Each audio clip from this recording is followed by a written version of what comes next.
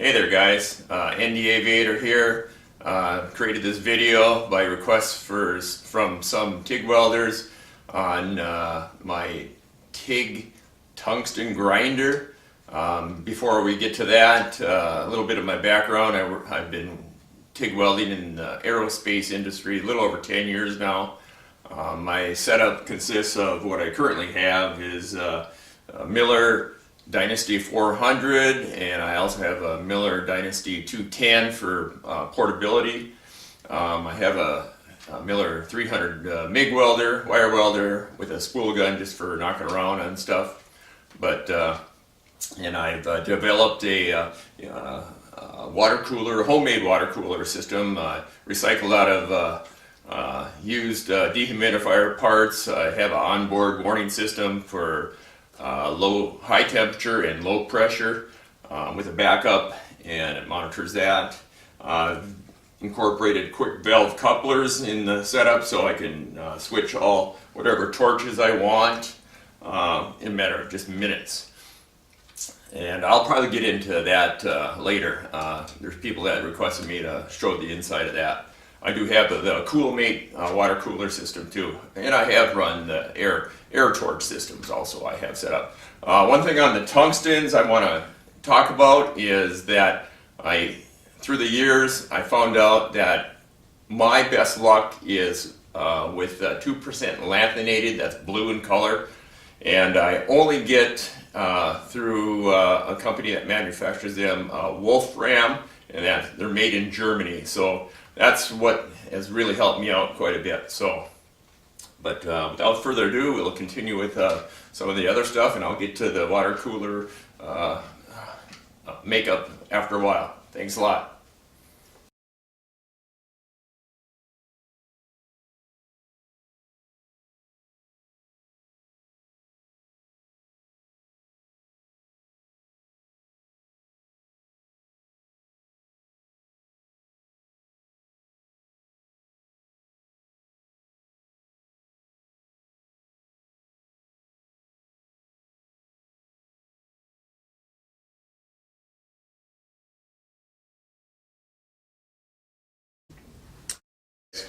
I've been welding in the aerospace and the aviation industry for over 10 years now, TIG welding, and grinding tungstens through the years. You end up trying to find a better way of doing things, and the grinding in tungstens is always kind of a pain with the conventional stones, and the stones wear out and blah blah blah. So I come up with a grinding setup, grinder that's totally dedicated for grinding tungstens only, not your hunting knives or anything like that. Strictly only for tungstens, and not sharpening your pencils. And so yeah, I did an article on the EAA Experimental Aircraft Association magazine in the November of 2017 issue. Had a write-up in there. The guys wanted me to, I presented that to them here last Air Venture, and Charlie Becker wanted me to provide pictures, and he wrote up the article on my setup. So I had overwhelming requests on getting more information on this thing, so I'm posting this YouTube video. I'm not a professional videographer. I do all my own stuff. It's just so if you see any flaws, don't flame me too damn bad. You know, I'm just another guy finding a better way of doing things. So yeah, so this is my setup, and I'll just go through it with you, and I hope you enjoy it. So thank you. Okay, this is my setup that I have created for grinding TIG tungstens. It just consists of just a cheap-ass 6-inch grinder. I took the stones off, and I installed a series of diamond-faced 6-inch discs on the right-hand side. The ones on the left-hand side, they're back-to-back. I'll zoom in here a little bit. And they're a set of two each. There's two 80 grit back-to-back here, and I'll zoom in and get I got a bushing in between, and it's the 1/2 inch arbor on this deal, and I have 180 grit in the center. Then I follow up with back-to-back 400 grit diamond discs on the right-hand side. So I do have labeled a couple different places, aluminum and steel, which means grinding on the left-hand side. If I use tungstens for welding aluminum, I will grind on the left-hand side. So I'll do the 80 grit, the 180, and then follow up with the 400. So the steel is going to be on the opposite side, so they're on the right hand side. So tungstens that I use for welding steel is on the right hand side, so I'll do the 80, the 180, and then the 400 on the right hand side, and I'll demonstrate that.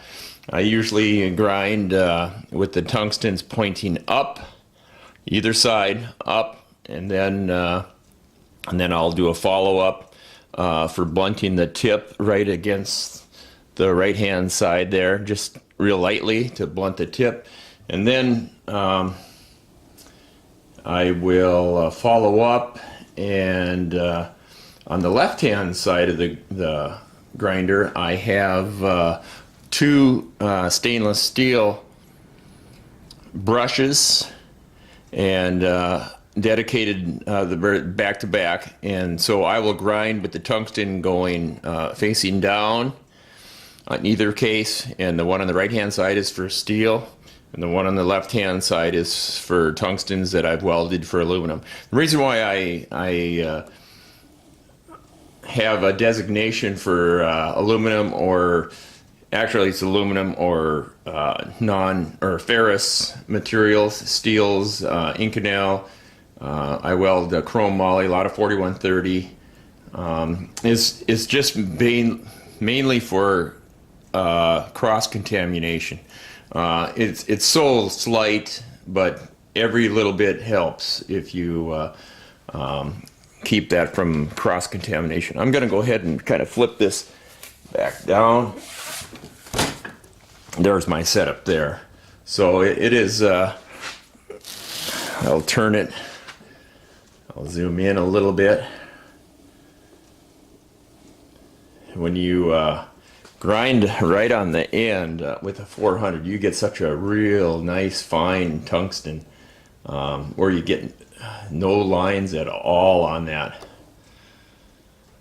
And again, there's my stainless steel setup on brushes on the other side. So and that's just pretty much after these are designed for taking any precipitation residue off the tungsten, and after you're all done with everything, then you're ready to grind. So I'll set up that and we'll get ready to go. Okay, I'll go through the operation of grinding tungsten from right out of the box with a blunt tip. This is a 3/32 2% lanthanated. It's a Wolfram brand, comes from Germany, highest quality that I've found, and I have seen some quality differences or welding differences in characteristics in TIG welding between different brand name tungstens. Of course, we got to go through the safety stuff, gloves, eye protection, everything like that. I'll just get that mounted up, and we'll go from there.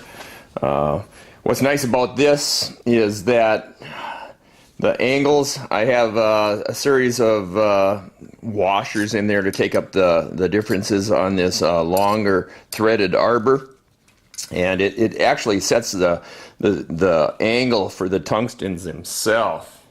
I'll zoom in a little bit here, and let me get the camera set right like that. I'm going to turn it, kind of doing this hip shot right now, but you'll get the drift. So yeah, each one for steel on the right hand sides of each disc, aluminum is on the left hand side of each disc, And when I get all done, I'll actually cradle it and blunt the tip against that. And then I'll follow up on the other side and cleaning off any precipitation residue that's on the tungsten once you start welding and stuff. So I'll crank the thing up and don't blink. So I'll do the steel first. One.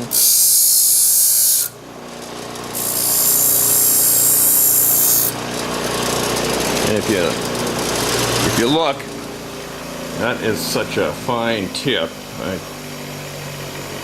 Well, with the autofocus, let's see if I can zoom on. There it is. It is such a fine tip right there. There are virtually no lines on that tungsten whatsoever. Let's see if we can get a little closer. Not bad.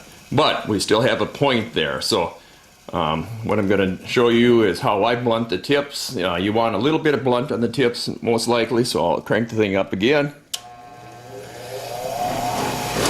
I'm going to walk around it. What I do, I just cradle it in my hands kind of loosely, and it's just one little bump motion. That's all it takes to get a nice blunt tip. So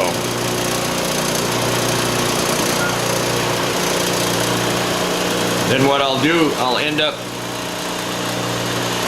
going to move the camera over a little bit. I'll show what I do for taking the precipitation off. On this, I'll have the tungsten pointing down. I'm going to move my light a little bit. So what I end up doing, I just end up going, just rotate a little bit going down. And that'll take any precipitation residue off the tungsten. All it takes is just a few seconds. One note, let me shut this off. One note on using this, let me move the camera over. Actually, turn it back on. It's perfectly safe the way the diamond discs are set up. There's no residue that's flying off where your stone erodes away, and there's no danger of initial startup in case you have a cracked stone. The stone may explode. Another thing I like about this too, you get up and you could actually hit that without even getting your glove caught in the. It just cleans off whatever there. But there's my particular discs that I bought them off online. And these only cost $6 a piece, so I got $6 on 6 of them, and then the stainless steel wheels side by sides I picked up out of Granger, and I can't recall what the cost of those were, but yeah. So that's it for my grinding setup. I do want to make a note on when you're grinding tungstens that are real small in nature. Like I have a micro torch, and if you want to chuck up those in a drill, you can do the same thing with the drill. And let me zoom in on here. You can do the same operation with the drill, but go real slow. I got this set up, and just kind of rotate real slow. The faster you go, the more your swirl marks are going to go sideways, and you want all your grind marks to go on the end. So go very, very slow as you're grinding. So we can actually do an operation here. And then we go to the next one. Real slow. And you do get a microfine point on that. So, I guess that's it for what I want to show you on that. So, very good. Thank you. Okay, this is a little video on my homemade water torch, Tig torch cooler. We'll take a look up under address. I will show you a couple different things. Let me zoom in on the control panel here.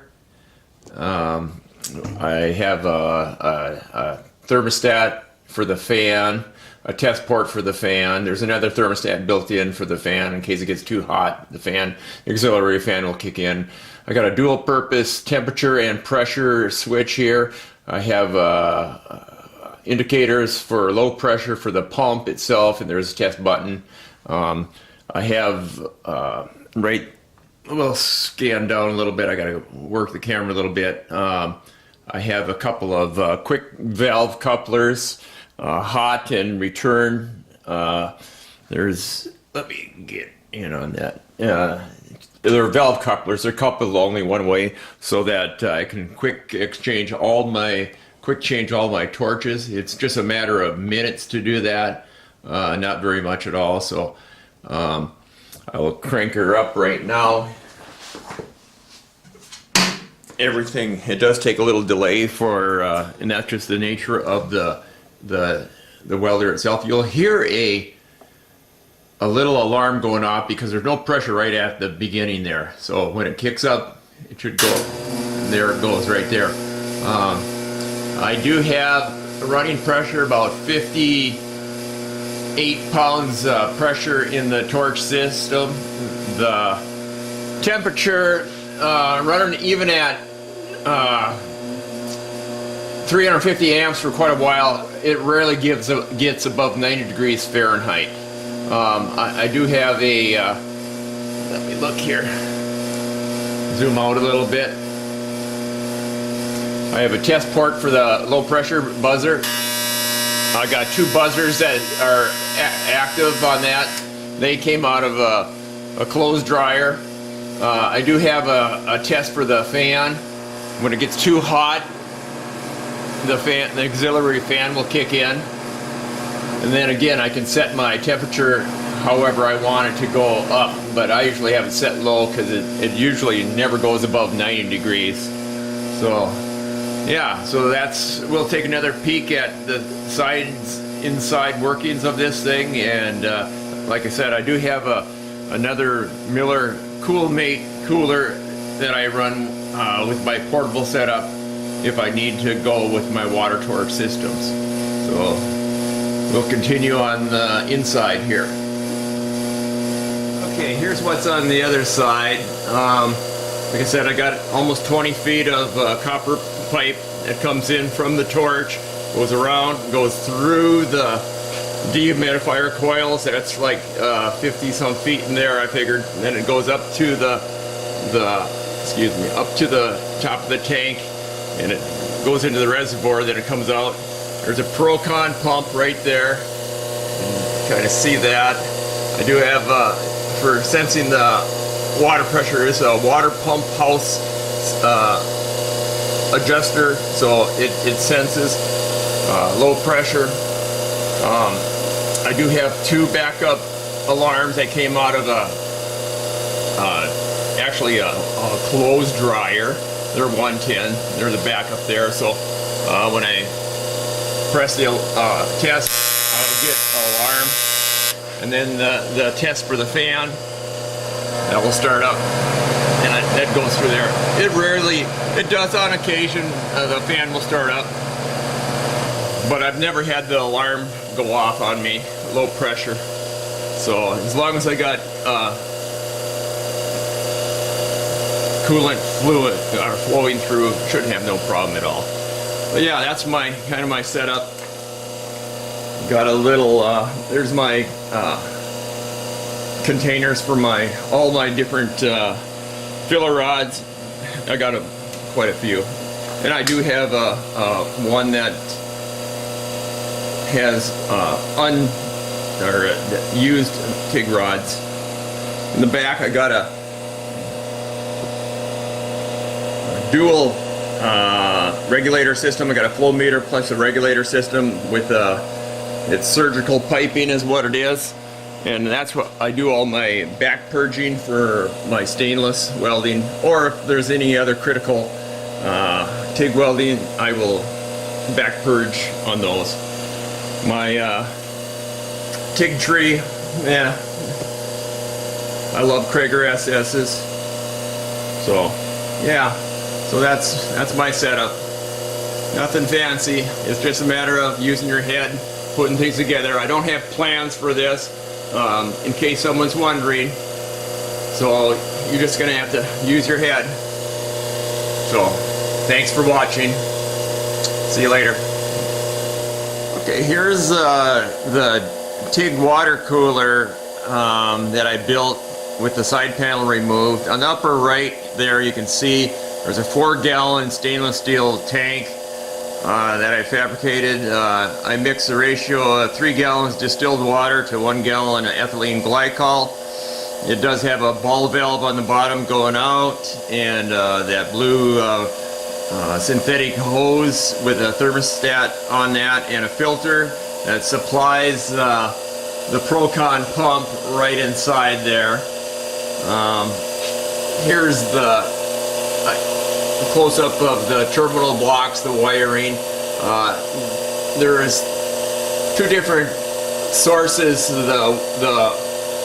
of 110. It comes from the welder itself, comes around and hooks into the TIG welder itself. Runs the motor and some of the other, like the Procon pump, and it runs the fan, so I got those split up.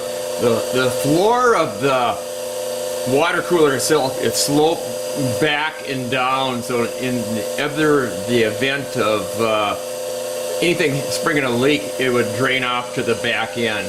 And I've never had that. I've had this cooler built like 4 years ago. I've only changed the water twice on it. I try to go every year or two. It depends on your welding load. This here is a dehumidifier coil. There's 56 feet of coil in there. I made a closed loop system. By the time it goes up, you can see the return line comes out of the cooler and dumps into the reservoir, and then from there on it just cycles back. So the Procon pump gets the cool water all the time, doesn't pump on the hot side.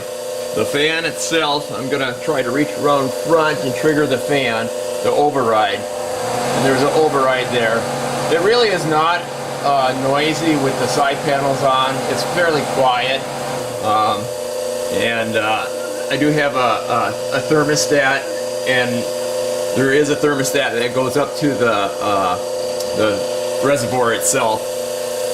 The drawers I had to make because of the TIG welder has a lifting bracket there, and I had to take up some vertical room, so I made ball bearing slides for the drawers. I keep whatever accessories in there, MIG and TIG. And I did set the whole thing up on top of the TIG or the MIG runner frame. So we got dual tanks in the back, and I have more vertical room in my shop than I do horizontal room, so that's what I have going on. So other than that, it's been really a good system. Well, if you got any questions, just email, or not email, just leave it in the comments or whatever. I'll try to get back to you. Like I said, I'm not a professional videographer, and like I said, I don't care to be. I don't care if I get bad comments or good comments. Well, of course I want good comments, but other than that, it should finish this series here of my videos. Thank you very much for watching. Bye. Okay, in closing, I just want to thank you all for watching my extremely boring video. Hopefully you picked up a tip or two on TIG preparation or whatever, and just keep welding away. The only way you're going to get better is just weld, weld, weld. So we'll talk to you later, and I don't want really anyone to subscribe. I do want a couple of likes maybe, hopefully not a dislike. I'm not perfect, so we'll catch you later. Bye now.